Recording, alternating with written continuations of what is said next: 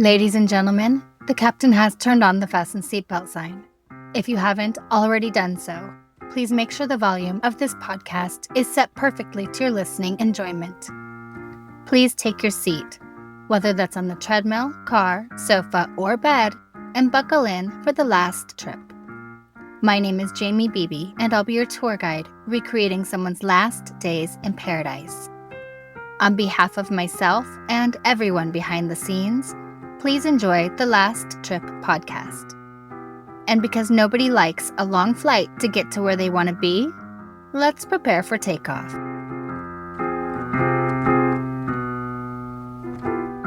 It was April 1st, 1981, when Johnny Waterman, a 29-year-old brilliant climber and haunted soul, set out from the mountain house deep in the Ruth Glacier of Denali National Park. His goal was the East Buttress of Denali, approached via the northwest fork of the Ruth, an audacious, almost impossible route in the winter. He carried remarkably little: a sled, snowshoes, not much food, and wands to mark his route. No tent, no sleeping bag. He told a fellow climber he believed he could manage with minimal gear. He was last seen somewhere around 11,000 feet, cutting a straight line through a labyrinth of crevasses and snow chutes. Then he vanished. Search teams combed glacier, ridge, and snowfields. Helicopters scoured from above. Foot patrols followed faint tracks. But all they found were broken footprints, drifted snow, human feces, and an abandoned campsite. What happened to Johnny Waterman? What compelled him to climb so recklessly with such sparse supplies? Was it ambition, pride, a cry for help, or a deliberate letting go? Let's take a journey through the facts, his life, his character, and those last days on Denali.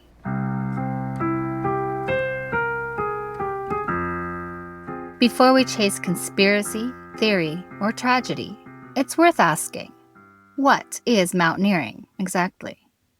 What draws people to risk life and limb on ice and rock, especially in a place like Alaska, or even more so, on Denali?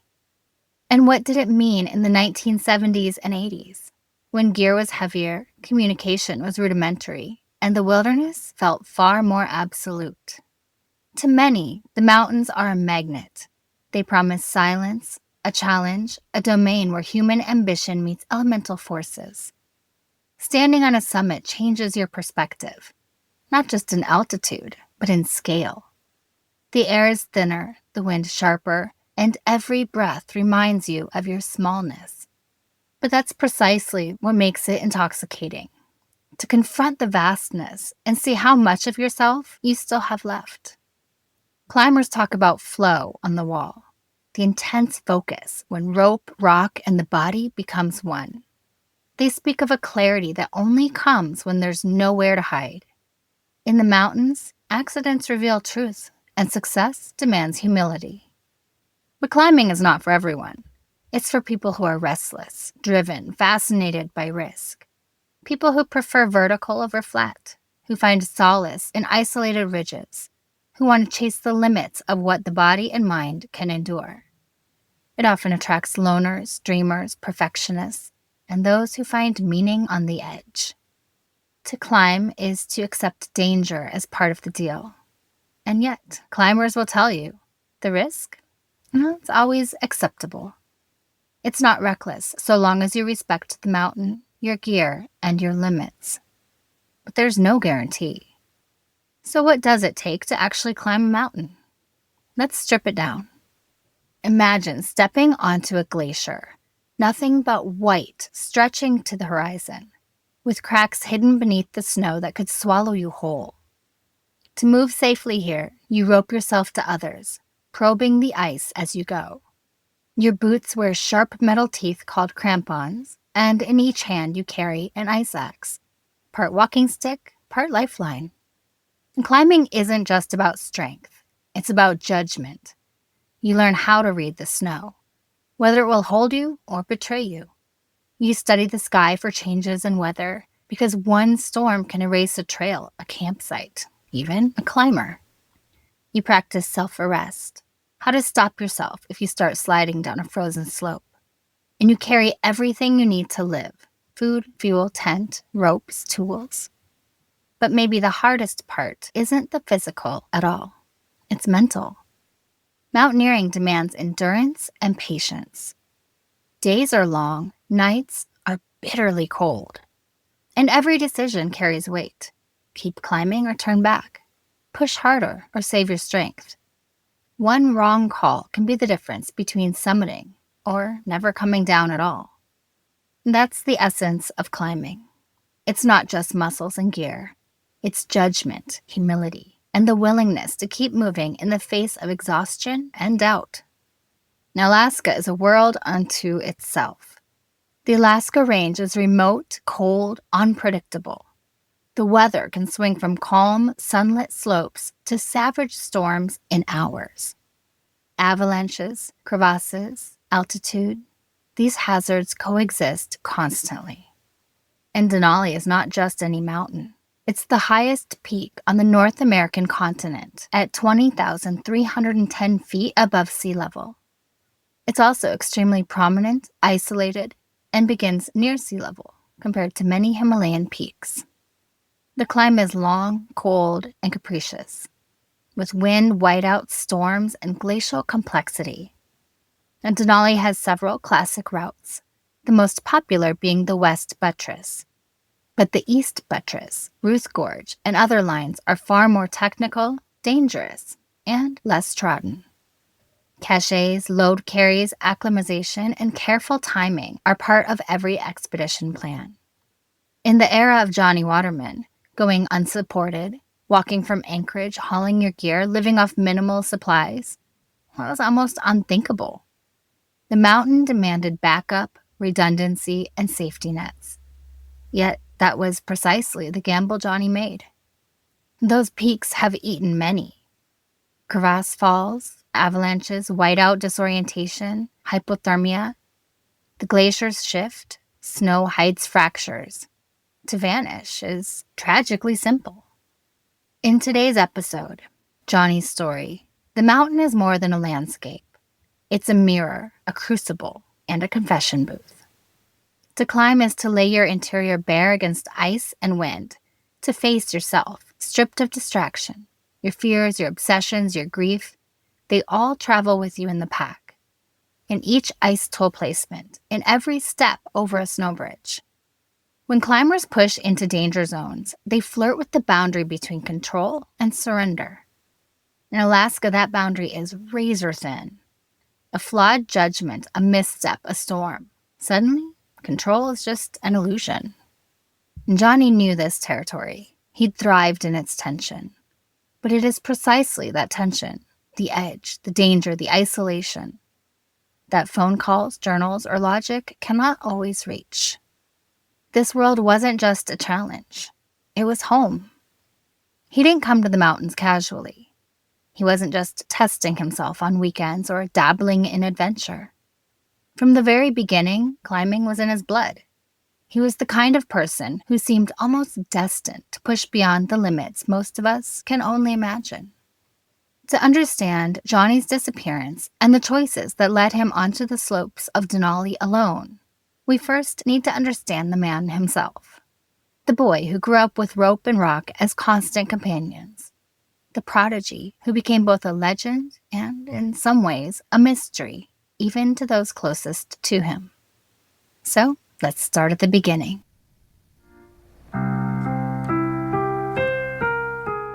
Johnny Waterman was born on September 17, 1952, in Washington, D.C. He was the middle of three boys, William, Johnny, and James, sons of Guy Waterman and his first wife, Emily. And climbing, like I said, was in his blood. His father, Guy, was a man of many talents, a gifted jazz pianist as a teenager, a professional musician, and later, a polished speechwriter who put words into the mouths of senators and even presidents. But Guy was also a mountaineer and an outdoor advocate. And it was in the mountains, not the White House, where Johnny would inherit his father's deepest passion. When the family moved to New York City, Guy began taking Johnny out to the Schwangungs, or the Gunks, a rugged playground of cliffs just north of the city. There, Johnny found his calling. He began backpacking and climbing at age 13, and unlike most kids his age who were playing baseball or hanging out at the mall, Johnny was scaling rock walls. By 15, he was leading cutting-edge routes, including Retribution, a technical climb that marked him early as a prodigy. Now, that prodigy status wasn't just hype. He took climbing seriously. He trained, refined, studied the craft. His partners would later remember that while he loved to lead, his python placements were always considerate of the seconds who followed him. Even then, he was bold and ambitious, but never careless. At 16, Johnny set his sights higher, much higher. He joined the Appalachian Mountain Club on a trip to the northern Selkirks of British Columbia. And the following year, he summited Denali's West Buttress at just 17 years old. The first attempt nearly killed him. He was forced down by pulmonary edema. But a few days later, he returned, defied the odds, and stood on the highest peak in North America. For Johnny, this was only the beginning. After high school, his career as a climber exploded. He climbed across England, Scotland, the Alps, and Turkey. He put up daring first ascents in the Canadian Rockies, the Tetons, and the Alaskan Range. He soloed the north face of the Grand Teton, pioneered the first south-to-north traverse of the Hauser Towers, and completed a first ascent of Mount Huntington's East Ridge. Everywhere he went, he left a mark. But Alaska called to him more than anywhere else. In 1974, Johnny moved to Fairbanks, enrolling at the University of Alaska. There, he was both embraced and questioned by the climbing community. He was brilliant, obsessive, eccentric. Friends remember him striding across campus in a long black cape, oversized Elton John-style glasses with a giant blue star between the lenses, and carrying a guitar patched together with masking tape. He sang rambling ballads about adventure, often off-key, with a manic humor that left people laughing, or sometimes uneasy. And he preferred to climb solo, partly because few could keep up with him, and partly because he carried an imagination that could turn any climb into an ordeal that only he would commit to. As the years passed, he became more and more alone, not by choice, but by tragedy. One after another, his climbing partners and mentors were killed. Boyd Everett, Dave Seidman, Howie Davis, Niels Anderson, Rocky Keeler, and so many others. In a short span, Johnny lost 8 friends, either to accidents in the mountains or to suicide. Each death carved something out of him, and he began to speak of his own death with blunt, almost fatalistic honesty. The greatest tragedy struck closer to home. In 1973, his older brother Bill, already scarred from losing a leg in a train accident, vanished in Alaska at just 22 years old. He left only a puzzling letter behind and was never seen again. For Johnny, the loss was unbearable. After that, he seemed to drift further away from the world of ordinary people, climbing alone more often, and leaning harder into the dangerous edge between brilliance and instability. That same year, Johnny accomplished one of his greatest feats, the first ascent of Mount Hunter's south face. But his most legendary climb came in 1978, when he set out alone on Mount Hunter again. What followed was a staggering, almost unthinkable 145-day solo ascent of the southeast spur.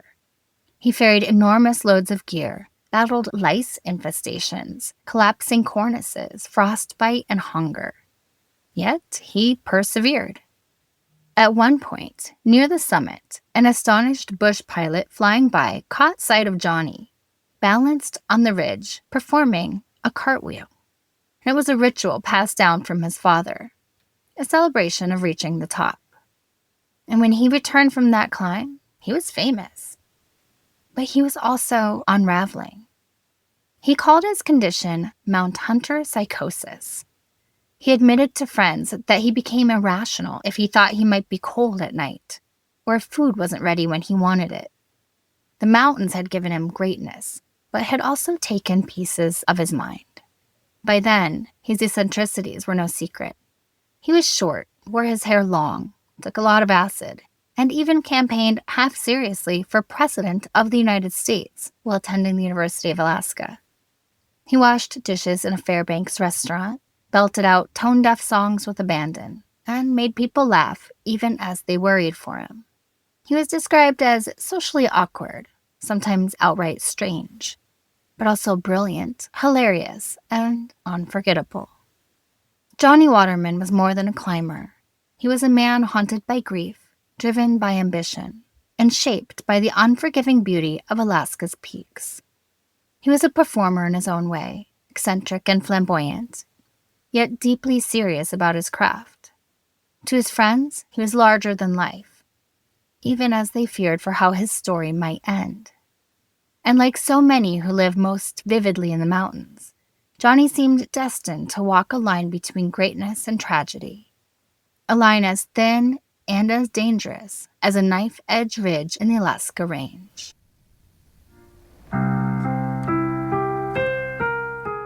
By 1980, Johnny's life was already teetering on a fragile edge between brilliance and breakdown. And then came the fire. In February of that year, flames consumed the small cabin he called home. Now, Johnny wasn't hurt, but the fire devoured everything he owned. His gear, his clothes, his sleeping bag, and most devastating of all, it destroyed his journals. Those journals were more than just scribbles on paper. They were his lifeline, the place he recorded daily thoughts, climbing notes, conversations with friends, the maps of his mind. And when they burned, something inside Johnny seemed to snap. In despair, he asked a friend to drive him to the Alaska Psychiatric Institute in Anchorage. And for 2 weeks, he stayed there, searching for help or maybe just rest. But before long, paranoia crept in. Johnny became convinced the doctors were conspiring against him, determined to keep him locked away and strip him of his civil rights. He ended up leaving the hospital more unsettled than when he entered. And then, just months later, on December 11th, 1980, Johnny submitted a request to the National Park Service for a solo permit to climb Denali, and he called the expedition Lone Wolf. Now, according to his plan, he would hike in with 2 weeks of food and 18 days' worth of fuel, claiming he had more supplies stashed on the Ruth Glacier. It was an audacious idea, especially for someone just clawing his way back from psychological collapse. But audacity was Johnny's language. By February of 1981, he set his sights on something even more extreme, walking all the way from Anchorage to the Ruth Glacier and then climbing Denali, alone, unsupported. He circled March 20th as the date he hoped to stand on the summit. But as the weeks unfolded, his focus wavered. Instead of a clean, purposeful start, Johnny drifted into strange rhythms. He made it to the mountain house at 6,000 feet, a small shelter built by bush pilot Don Sheldon, where he then lingered for a while. He tested his gear, socialized with climbers. He even called his pilot to deliver supplies, but then handed back the CB radio he had borrowed, saying he wouldn't need it anymore. The radio was his only link to the outside world. Without it, Johnny was cutting off his last tether. On March 31st, 2 climbers encountered him. He was dragging a red plastic sled, dressed in blue pants and jacket, moving unroped through a field of crevasses where the ice yawned open in hidden chasms. They talked with him for 3 hours. And when they asked why he traveled so dangerously across snow bridges that could collapse at any step, Johnny just smiled. He said every time he crossed one, he felt reborn. But his supplies were shockingly inadequate. No sleeping bag, no real mountain rations, just sugar, flour, powdered milk, and honey. His clothing was more suitable for snowmobiling than for Denali's brutal winds. Yet Johnny announced his plan. He was heading for the East Buttress of Denali, a line so dangerous no one had ever climbed it successfully. The next day, April 1st, he visited another climber's camp. They remember him as oddly light, his pack nearly empty. He sat, drank tea, passed a joint, and then simply rose and wandered toward the glacier. And that was the last time anyone saw Johnny alive. And after that, only his tracks remained, leading across the northwest fork into one of the most dangerous crevasse fields on the mountain. The tracks went in, but never came back out. Search efforts began almost immediately. On April 4th, climbing rangers tried to trace his path, but storms erased any sign. Days later, guide Mike Covington noticed a single set of sled tracks heading up the glacier, but not down. Helicopters scoured ridges and icefalls looking for any trace of the lone wolf. On April 22nd, a search team finally found what they believed was Johnny's last camp. It was set up directly in the middle of a crevasse field. A bizarre and dangerous choice. And his tracks ended there. No footprints left, no return path, just a tent in the snow and the eerie silence of the glacier. The only evidence they collected was a sample of pale human feces near the camp. Rangers thought it might confirm Johnny's presence, given his strange diet of sugar and flour.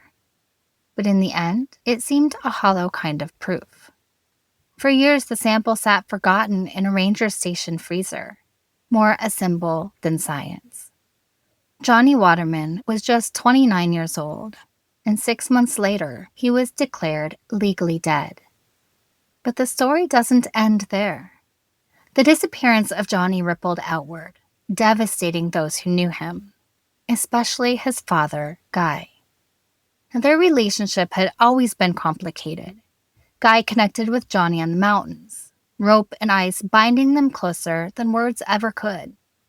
But off the peaks, Guy had little time for his son. And when Johnny vanished, Guy seemed to accept the news with calm inevitability, as if he had long expected this phone call would come. Yet, beneath that calm, guilt gnawed at him.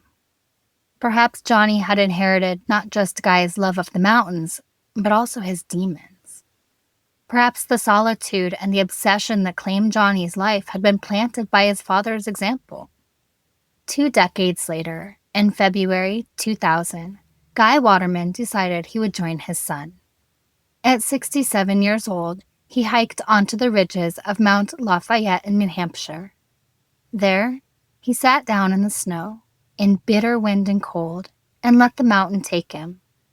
He froze to death, deliberately, leaving behind a note that read, "Sorry to be leaving like this, but I've tried to explain my thinking about old age, prospects, and other shortcomings for me in this life.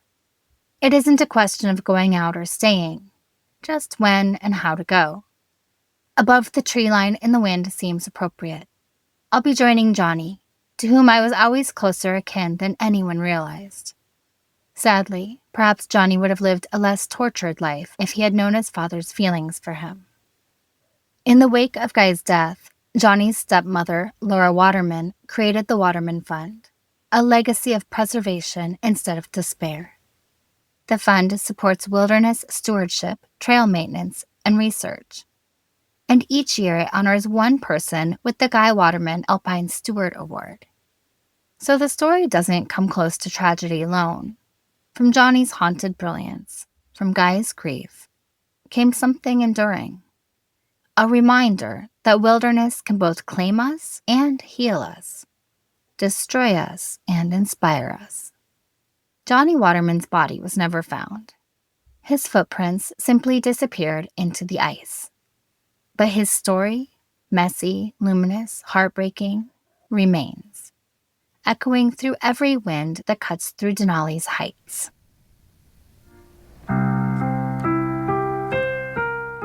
Now we come to the unknowable. What happened to Johnny Waterman out there on the ice, on that silent glacier? And we can piece together clues, weigh possibilities, and feel how little certainty remains. Let's cover the main theories that have haunted searchers and storytellers ever since his disappearance. And one of the most haunting possibilities is that Johnny's expedition was, at its core, a plea.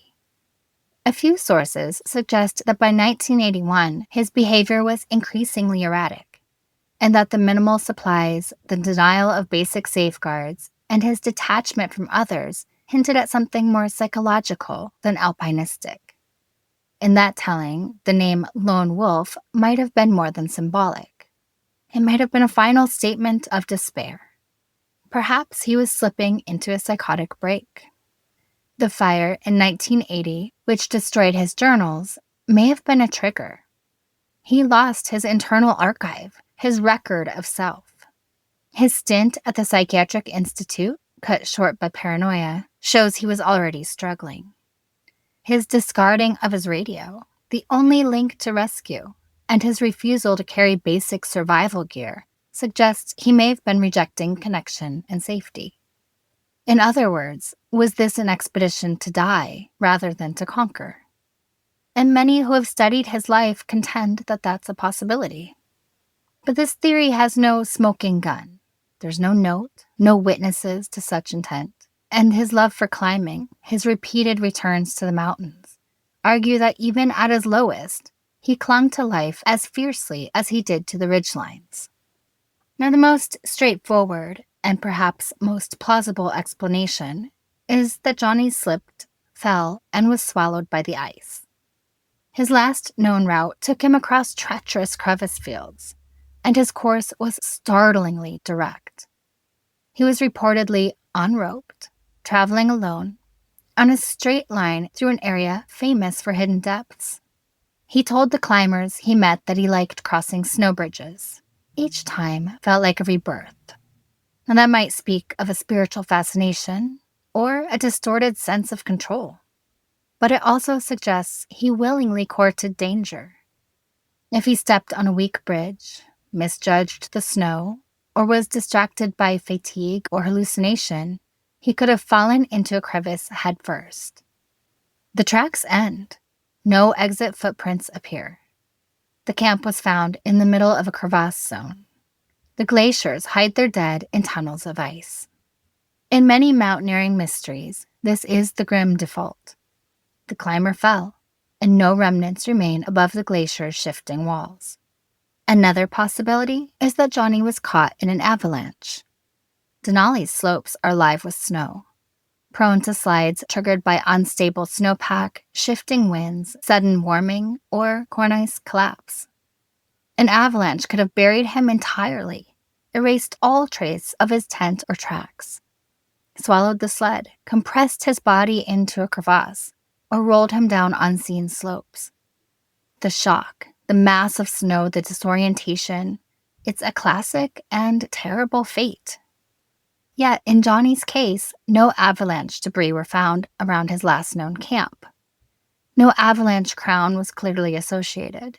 No large slide path declared in his area during search reports. Still, the possibility remains. A small one, or off to the side, could have taken him quietly.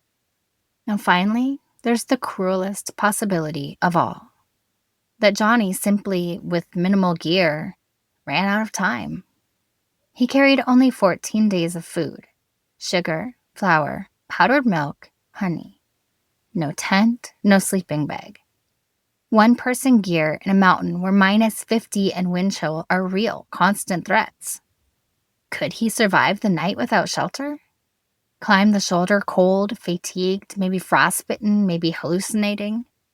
In those conditions, even a strong climber is mortal. Imagine Johnny walking. Night is falling, wind blasting, temperature dropping. He sets up a snow cave or finds none. Sleepless, hungry, cold. His body temperature drops. He drowns in his own blood vessels collapsing. Carbon dioxide builds. He drifts in and out of consciousness. Maybe he rouses, struggles, dies on his knees, leaning on his sled, unable to dig further. If that happened in a remote section of the glacier, his body might have drifted or been covered by fresh snow, or eventually flow into a hidden crevasse.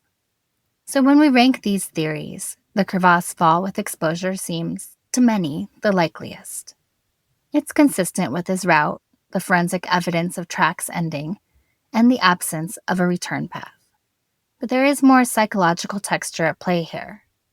Johnny's state of mind was fraying.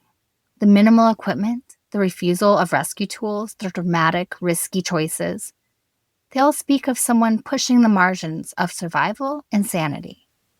So, in that regard, the cry for help, psychotic break theory cannot be dismissed as sentimental.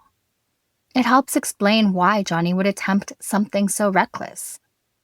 Avalanche cannot be ruled out, though it lacks more concrete clues in his case. Exposure is a near certainty in any scenario that leaves a man stranded in winter with no shelter. But ultimately, the mountain conceals the truth. Johnny Waterman vanished, and nature swallowed the proof. Whatever became of Johnny, whether he slipped into an icy shaft, froze in the dark, or let his mind hand him over to the silence, the mountain held him, and in holding him, it obliterated him, leaving behind nothing but wind, snow, and the faintest ghost of a life. We may never know which of these theories is true, but we carry them with us because they show the edges he was walking, the edge between brilliance and collapse, the edge between life and death, the edge between hope and surrender.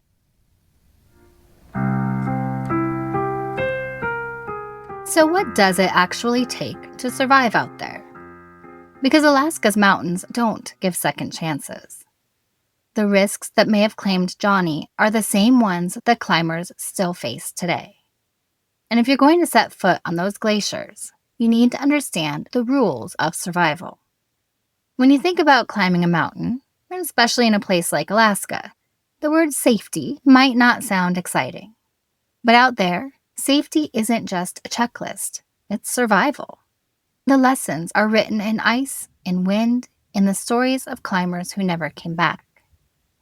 Let's start with the basics. Never go alone. In Alaska, mountains aren't just high. They're remote, wild, and unpredictable. A twisted ankle, a storm that rolls in too fast, or a hidden crevasse can turn fatal if you don't have a partner to help. Climbers rope up together for a reason. If one falls into a crevasse, the others can hold the line, dig in, and pull them back to surface. Gear is another lifeline. In temperatures that can plunge to 40 below, every piece of clothing matters. Cotton? Forget it. It holds moisture and turns you into an icicle. Instead, climbers layer synthetics and down, balancing warmth with the ability to shed sweat. Boots, gloves, goggles, every choice is the difference between frostbite and functioning hands and feet. And one of the most important things? Sunglasses. Alaska's snowfields reflect sunlight so brutally that without protection, you can literally burn your eyes. It's called snow blindness. And navigation is critical. The weather in Alaska doesn't play fair. 1 minute you can see for miles. The next, you're swallowed by whiteout conditions, where sky and ground blur into one endless sheet of gray. Compasses, maps, GPS units, and the training to actually use them. Those aren't optional. They're survival tools. Then there's avalanche awareness. Alaska's slopes are avalanche factories. A sudden warm spell, a heavy snowfall, or even the vibrations from a climber's own footsteps can release a wall of snow. Climbers carry probes, beacons, and shovels. Not because they expect to be buried, but because they know the risk is real. And maybe the hardest part of all, knowing when to turn back. The mountain will always be there. But climbers who ignore the voice inside that says, "This is too much," well, sometimes they don't make it home. Pride, stubbornness, or the drive to reach the summit has led many to push past their limits. And the cold doesn't forgive. In Alaska, safety isn't about being cautious. It's about respect. Respect for the terrain, for the weather, and for your own fragile human body. Climbers who thrive out there are the ones who treat every trip like it could turn life or death. Because in the Alaska Range, it just might.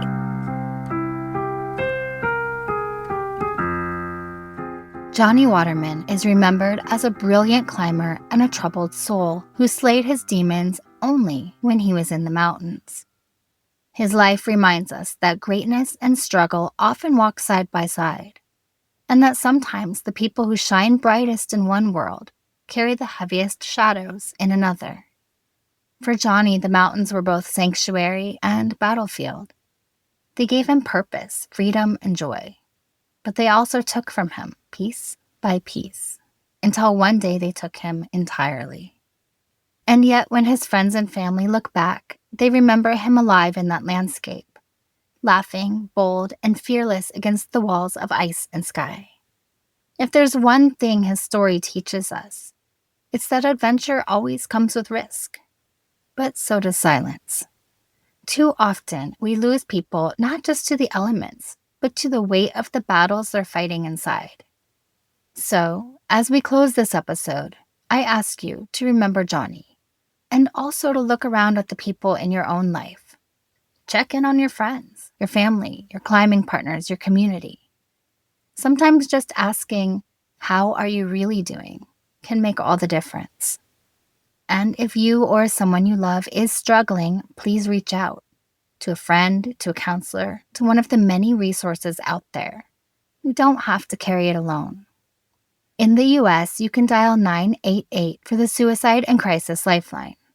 If you're outside the US, you can find international hotlines at findahelpline.com. And if you're part of the climbing or outdoor community, organizations like the American Alpine Club and Access Fund offer not only education and safety resources, but also mental health support networks for those who spend their lives in the mountains. The mountains will always stand, waiting for the next climber. But the people we love, they can't be replaced. And finally, remember to leave a review and rate this podcast 5 stars if you like the show, or hell, even if you don't. But either way, feel free to let me know what you think. Please follow The Last Trip on Instagram at The Last Trip Crime Pod, and subscribe on Patreon to support the show. You'll get extra research, videos, photos, and updates, and even learn more about my personal travels. That's patreon.com/thelasttrippodcast. I'm Jamie Beebe, bringing you your last trip and signing off until the next one. Thanks for listening.